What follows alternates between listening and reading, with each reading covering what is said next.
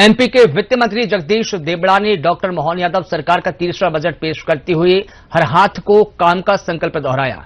इस बजट में महिलाओं के लिए 1,27,00,000 के कुल नारी कल्याण प्रावधान, युवाओं के लिए इंडस्ट्रियल आईटी पार्क और किसानों के लिए 1,00,000 सोलर पंप जैसी बड़ी घोषणाएं की है। वहीं 4,94,00,000 रुपए के कर्ज के बीच पेश हुई इस बजट में उधारी पर विपक्ष ने काफी हंगामा किया। वित्त मंत्री जगदीश देवड़ा ने मध्य प्रदेश की जनता को बड़ी राहत देते हुए स्पष्ट किया है कि इस वित्तीय वर्ष के बजट में किसी भी नए कर का प्रस्ताव नहीं है। जनजातीय विकास के लिए 11,277 गांवों के लिए 793 करोड़ का विशेष प्रावधान किया है। बजट का भाषण समापन करते हुए मंत्री ने इसे विकास उन्मुखी और जन कल्याणकारी बताया।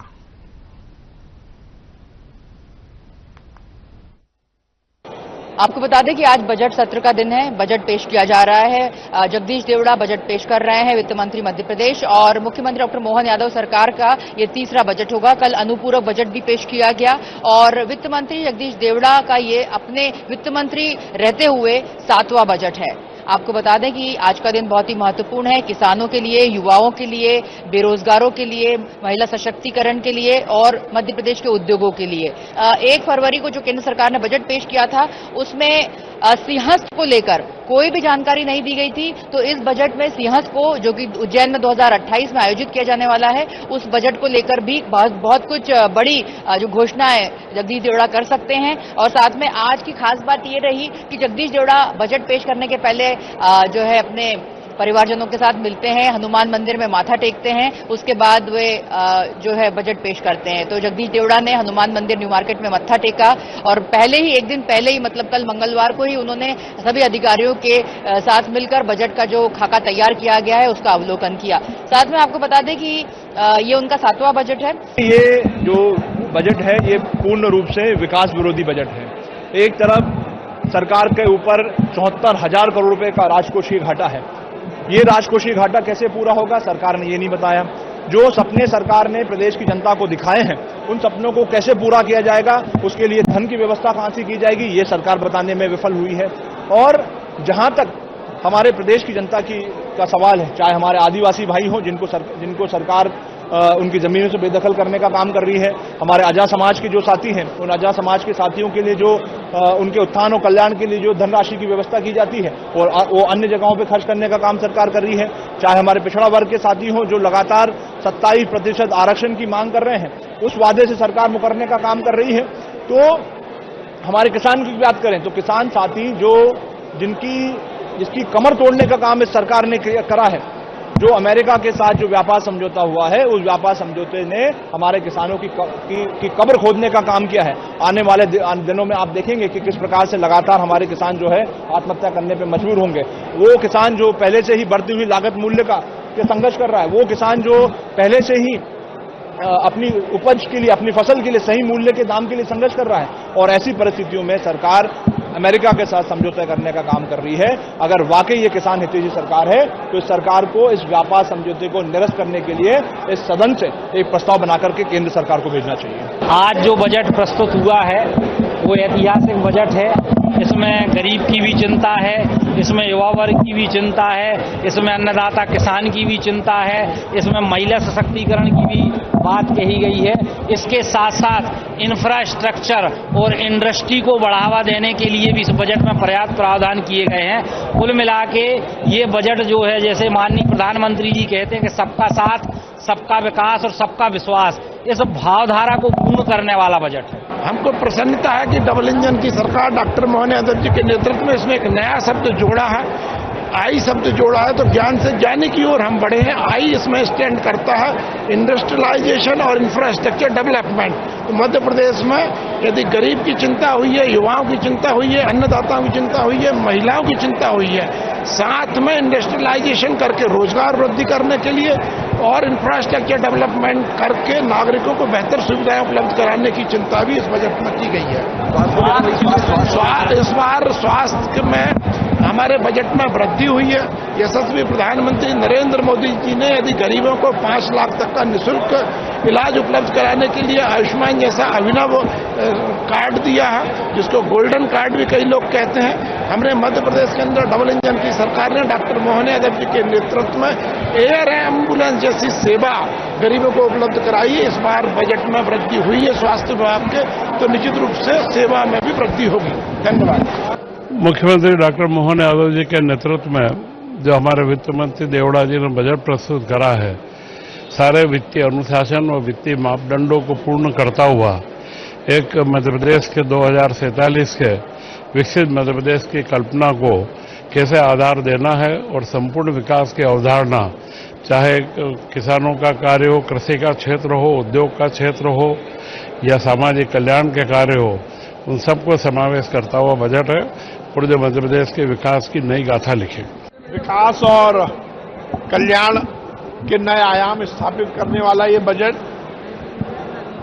आर्थिक अनुशासन का पालन करने वाला ये बजट और डबल इंजन की सरकार के माध्यम से विकास और कल्याण की गाड़ी तेज गति से चले और ये सुनिश्चित हो कि 2047 में जब ये हिंदुस्तान विकसित भारत बनने के सपने को साकार करेगा, जो हमारे यशस्वी प्रधानमंत्री नरेंद्र मोदी ने देखा है, तो उसमें मध्य प्रदेश की भी सार्थक भूमिका हो, इस बात को स्थापित करने वाला ये बजट है।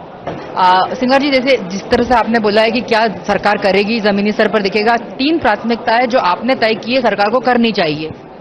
देखिए, प्राथमिकता हर वर्ग की सरकार तय करती है, हम भी तय करते हैं, और मैं जो बात कह रहा हूं तो प्रदेश के हर वर्ग की बात करना चाह रहा हूं। वो कौन सी 3 प्राथमिकता आपने दिमाग में रखी है? किसान वर्ष ये लोग बना रहे हैं किसानों की आय दुगनी के लिए। क्या किसानों की आय दुगनी के लिए आपने एमएसपी को लेकर गारंटी दी बजट में?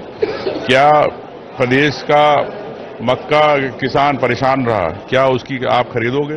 क्या आप सोयाबीन खरीदोगे? क्या आप उसके गेहूं खरीदोगे? क्या धान खरीदोगे? उसकी कोई एमएसपी की गारंटी नहीं।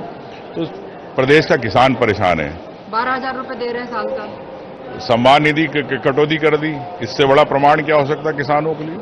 रही बात युवाओं के लिए, नौकरियों के लिए बड़े बड़े पोर्टल में लिख देते हैं, विज्ञापन निकालते हैं, नौकरियां देंगे, लेकिन नौकरियां नहीं भर्ती होती। आपने देखा ओबीसी को 13% होल्ड कर रखा, और अब तो सरकार ने खुद कह दिया बजट के अंदर कि हम अब नियमित नहीं रखेंगे, संविदा कर्मियों रखेंगे। तो सरकार खुद नियमित रखना नहीं चाहती, तो फिर क्यों सपने दिखा रही युवाओं को? रही उद्योगपतियों की बात, लघु उद्योग, छोटे उद्योग वालों की, उनको आपने क्या सुविधाएं दी? कौन सी बिजली आप सस्ती दे रहे हो उनको? कौन सी जमीन उनको दे रहे हो? कौन सी सब्सिडी उनको दे रहे हो? जो पहल कर रहे हैं निवेशकों को लाने के लिए, उसके बारे में? अब दावोस जाते खाली बैग लेके आते, मुख्यमंत्री जी बताए। अलग बात है कि उनकी यात्रा पे करोड़ों रुपए खर्च हो जाते, लेकिन वहां से जब लेके आते तो खाली सूटकेस लाते, कोई यहाँ पर आना ही नहीं चाहता। कहते हमारे साथ अजय बिश्नोई जी, विधायक कटंगी, विधायक पाटन से हमारे साथ में है। विधायक जी, जिस तरह से विपक्ष कह रहा है कि दावोस जाते हैं मुख्यमंत्री, खाली बैग लेकर लौट के आते हैं, बड़े बड़े दावे करते हैं, निवेशकों को लुभाने की कोशिश करते हैं, पर होता तो कुछ नहीं है, और किसानों से झूठे वादे कर रहे हैं, कोई 12,000 रुपए नहीं मिल रहा, उनकी राशि कट कर दी, बहुत सारी चीजें आज बोली जा रही हैं। दावोस गए, क्या करके आए, ये मेरे को स्पष्ट नहीं बता पाऊंगा, पर आज के वित्त भाषण में देख लीजिए तो जो 30 लाख करोड़ के प्रस्ताव आए थे, उसमें से 8 लाख करोड़ के काम प्रस्तावों पर काम प्रारंभ हो गया धरातल पे। 8 लाख करोड़ मतलब 25%। ये अपने आप में एक बड़ी उपलब्धता है। पुराना इतिहास देखेंगे तो कभी भी उद्योग के क्षेत्र में इतनी तेज गति के साथ काम नहीं हुआ है। रहा सवाल किसानों को 12,000 की बातचीत नहीं करी है। किसानों को 3 किस्तों में 2-2 हजार करके 6,000 रुपये प्रदेश सरकार की तरफ से दिया जाता है और 2-2 हजार रुपये केंद्र सरकार की तरफ से दिया जाता है। अब इसमें से अपात्र किसानों की छटनी हो रही है। जिन किसानों को, एक पात्र किसानों की आय सीमा बनी हुई है, तो जिनकी छटनी हो रही है उसको लेके यदि हल्ला कर रहे हैं तो ये इनकी मूर्खता है। और लाडली बहना की राशि भी बढ़ाएंगे पर बढ़ती नहीं है। क्यों नहीं बढ़ती? आप 1,000 रुपए से शुरू हुए थे, 1250 पे आए, 1250 की जगह अब 1,500 रुपए आ गए हैं।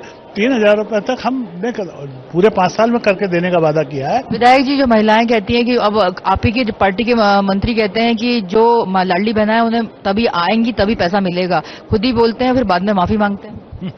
गलती हो गई तो माफी मांग ली। पर इस तरह से संवेदनशील होकर बात करनी चाहिए, और कुछ कई चीजों पे ऐसे बोल जाते हैं, बाद में माफी मांगते हैं। अगर हम बात करें कैलाश विजयवर्गीय की, विजय शाह की, तो ऐसी टिप्पणी करते हैं, बाद में माफी मांगते हैं, इस पर क्या कहेंगे? देखिए, ऐसा है, जवाबदार व्यक्ति को हमेशा इस चीज से ध्यान रखना चाहिए कि गलती ना हो, पर फिर भी आदमी है, गलती हो जाती है। तो जो आदमी गलती करे उसके बाद माफी मांग ले तो वो उसकी गलती क्षमा कर देना चाहिए। ठीक है, ये वित्त विभाग आज बजट की बात कर लें तो एक सवाल ये है कि आज के बजट में क्या आपने मुख्य बिंदु देखे और क्या हमारे माध्यम से दर्शकों को बताना चाहेंगे किस तरह का रहा इस बार का बजट सत्र, ये जो आज जो उन्होंने पेश किया है? विपक्ष ने हल्ला इतना मचाया कि अधिकांश बिंदु तो समझ में सुनने में आए ही नहीं। अब जब पढ़ेंगे तब पढ़ने के बाद उस पर कमेंट हम सही कर पाएंगे। किसानों के को मद्देनजर, उद्योगों को मद्देनजर रखा, किसको मद्देनजर रखा? किसानों को तो उद्योग रखा। देखिए, उद्योग का तो वातावरण दिख रहा है। मैंने आपको जैसा कहा ना कि 8 लाख करोड़ के उद्योग के आज जमीन पे धरातल पे उतरने। बेरोजगारी नहीं, जब उद्योग आएगा तो बेरोजगारी दूर होगी। एक दूसरे के साथ कोरिलेटेड चीजें हैं। इसी प्रकार से संपन्नता है। प्रदेश संपन्न तब होगा जब किसान संपन्न होगा, और किसान को संपन्न करने के लिए जिस तरीके से करे हैं, कल ही मैंने जो भाषण में आपको आंकड़े दिखाए थे कि कितने लाख करोड़ रुपए किसानों की जेब में गया है, चाहे वो गेहूं के बदले दिया हो, चाहे धान के बदले दिया हो, चाहे बोनस के बदले दिया हो, चाहे उनके मूंग और उड़द और सरसों अपन ने खरीदी हो, या भावांतर के रूप में पैसा दिया हो, कोई ना कोई योजना के माध्यम से आज जा रहा है। अच्छा, किसान यदि संपन्न नहीं हो रहा है तो मैं तो सिर्फ एक बात कहता हूं, आप किसी भी गांव में चले जाइए, उसके दृश्य बदला हुआ दिखेगा। वहां पे पक्के मकान बने दिखेंगे आपको, दर्जनों वहां पे 4 व्हीलर गाड़ियां दिख जाएंगी, 2 व्हीलर गाड़ी तो एक मजदूर के घर भी खड़ी आपको दिख जाएगी। विष्णु जी, एक बात यहाँ पे ये भी उठ रही है कि साल भर में आपने देखा होगा धान सड़ जाता है, गेहूं सड़ जाता है वेयर हाउसेस में, पर बांटा नहीं जाता है। कई बार आपने देखा होगा, ये भी इसी सरकार के रहते होते जा रहा है। इस पर क्या कहेंगे? जितना गेहूं या धान उपार्जित किया जाता है वो साल भर के लिए बांटने के लिए नहीं किया जाता है। बांटने के लिए एक सीमा है, तय है, उतना बट रहा है। वो कोई शिकायत नहीं है कि जिसके लिए जितना 5 करोड़ निर्धारित है जो उनको नहीं मिल रहा, 5-5.5 करोड़ लोगों को दे रहे हैं, वो हम बराबर दे रहे हैं। पर हमारे पास जो धन उपार्जित करके रखा हुआ है वो सिर्फ हमारा नहीं है, वो केंद्र सरकार का भी है, उसमें कई चीजें हैं। आप जिस क्षेत्र के विधायक है पाटन के, वहां पर आपने क्या क्या काम करा है अभी तक इस सरकार में रहते हुए? क्या प्राथमिकता रही आपके क्षेत्र में? आपकी संख्या बहुत है, अभी इतनी जल्दी बता पाना संभव नहीं। मंत्री लखन पटेल जी उपस्थित हैं। मंत्री जी, आपके विभाग के लिए बजट में क्या घोषणाएं की है, क्या कुछ कहेंगे इस बार के बजट के बारे में? अच्छा बजट है, किसानों के लिए बजट है, मजदूरों के लिए बजट है, सभी के लिए, कोई नया टैक्स नहीं लगाया। और सबसे अच्छी बात यह है कि हर विभाग का बजट बढ़ाया है। मेरा भी बजट पिछली बार 2024 से करोड़ से लेकर के आज 2365 करोड़ रुपए लगभग हो गए। अलग अलग योजना में अलग अलग मदों में बढ़ाया है। मैं मुख्यमंत्री जी का धन्यवाद करना चाहता हूं। और जैसा आप सब जानते हैं कि ये वर्ष कृषक कल्याण वर्ष मनाया जा रहा, तो उसमें हमारे विभाग की भी कुछ महत्वपूर्ण भूमिकाएं हैं। वैसे तो इससे कृषक कल्याण से जुड़ी हुई जितने भी विभाग हैं, लगभग 12-13 विभाग हैं, उन सभी का इसमें महत्वपूर्ण रोल रहेगा और हर विभाग अपने योजना बना करके और उसमें शामिल। मंत्री जी, पहली बार 3 साल का खाका तैयार किया गया, पेपरलेस बजट है, डिजिटल है, उसके विषय में कैसा अनुभव लग रहा है? अच्छा है, नया है, कुछ नया अनुभव भी आ रहा है लोगों को। अभी मैं वही आपने जैसा बताया डिजिटलाइजेशन हुआ है, तो वो उसके टैब लेके अब मैं पूरा खोल के दूंगा सारे पूरे विभाग का भी। तो नहीं तो पहले तो हम लोग को अंदर मिल जाता था पढ़ने को। और अच्छा है कि ये परमानेंट अपने पास रहेगा, बहुत छोटे से उसमें पूरा आप देख सकते हैं। और जमाना भी बदल रहा है। अब तो एक कहावत थी पहले सुना करते थे, तो कर लो दुनिया मुट्ठी में, वही आज देख रहे हैं अपन के सारी दुनिया अपने हाथ में घूम रही है और सब जो देखना है जो करना है आपको सब तुरंत। नहीं, वो QR स्कैन करके भी आम जनता भी देख सकती है। मंत्री जी, एक सवाल है, 3 साल का खाका पहली बार इस तरह के मध्य प्रदेश में पेश किया गया, क्या बताया 3 साल के खाका में क्या है? देश का पहला प्रदेश है मध्य प्रदेश जिसने अपना आगामी जो योजना है उसको भी इस बजट में रखा है। और निश्चित रूप से हम आगे क्या करने वाले हैं, क्या क्या उसमें करेंगे, वो बात भी आपने उसमें बजट में। 1 फरवरी को केंद्र सरकार जो बजट था उसमें सिंहस्थ के लिए कुछ नहीं कहा गया, इसमें सिंहस्थ के लिए क्या? भाई, हमारा मध्य प्रदेश का तो सिंहस्थ है ही। और वो सबसे आज देखा आपने कि कितनी जोर से तालियां बजी, बल्कि विपक्ष थोड़ा। सबसे ज्यादा बजट किस विभाग को मिला? कृषक कल्याण विभाग। निश्चित रूप से बहुत धन्यवाद। ये थे मंत्री लखन पटेल जी पशुपालन विभाग के, और उन्होंने कहा कि इस बार डिजिटलाइज बजट है, बड़ा अनोखा नया अनुभव है। कर लो दुनिया मुट्ठी में, सब लोग अब डिजिटलाइज बजट को देखेंगे, ना कि पन्ने पलटेंगे और ना ही किताबें पलटेंगे। इस बार की खास बात है कि डिजिटल पेपरलेस बजट है, 3 साल का खाका तैयार किया गया है। सभी मंत्री बहुत खुश हैं।